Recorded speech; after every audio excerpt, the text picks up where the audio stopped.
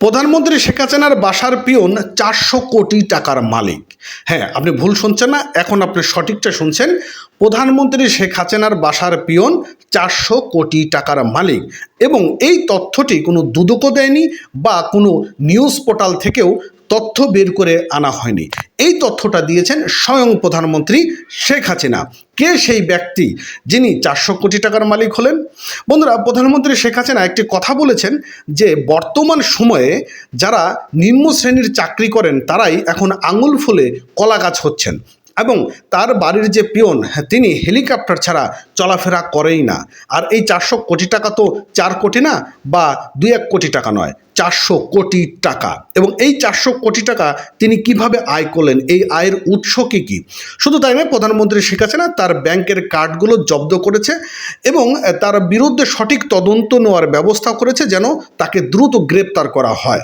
এখন এই যে যারা নিম্ন শ্রেণীর চাকরি করেন এখান থেকে শুরু করে উচ্চ শ্রেণী কোন পর্যায়ে আমাদের দেশটি যাচ্ছে, এবং প্রধানমন্ত্রী শেখ হাসিনা তিনি একটি বলেছেন যে উচ্চ শ্রেণীর কর্মকর্তার থেকে বর্তমান নিম্ন শ্রেণীর কর্মকর্তারাই সব থেকে বেশি দুর্নীতিগ্রস্ত হচ্ছে এবং এরাই আঙুল ফুলে কলা গাছ হচ্ছে। বন্ধুরা, আজকে নিউজটি খুবই গুরুত্বপূর্ণ।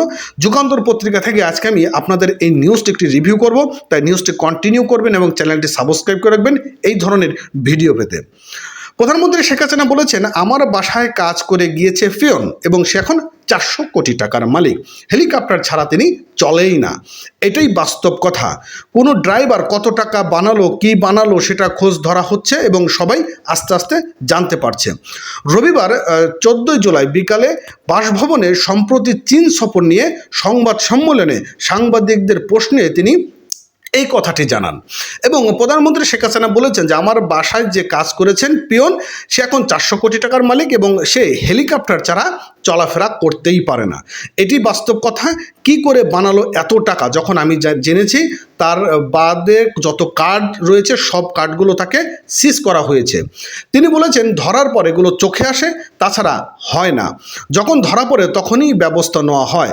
এটা এক ধরনের মানসিকতা। প্রধানমন্ত্রী শেখ হাসিনা বলেছেন আসলে দুর্নীতিদের নিচের দিক থেকে বেশি দুর্নীতি হচ্ছে, এটাই বাস্তবতা। হ্যাঁ, উনি যে কথাটা বলেছেন এই কথাটা একদম বাস্তবসম্মত কথা। যখন ধরা পড়ে তখনই বিষয়গুলো বেরিয়ে আসে, কিন্তু একজন কর্মকর্তা বা একজন কর্মচারী বা একজন পিয়ন যেই হোক না কেন তার অর্থের তদন্তটা কেন আগে করা হয় না? একজন পিয়ন, প্রধানমন্ত্রীর তিনি পিয়ন ছিলেন, সে আঙুল ফুলে কলা গাছ হয়ে গেল এতদিন পর কেন?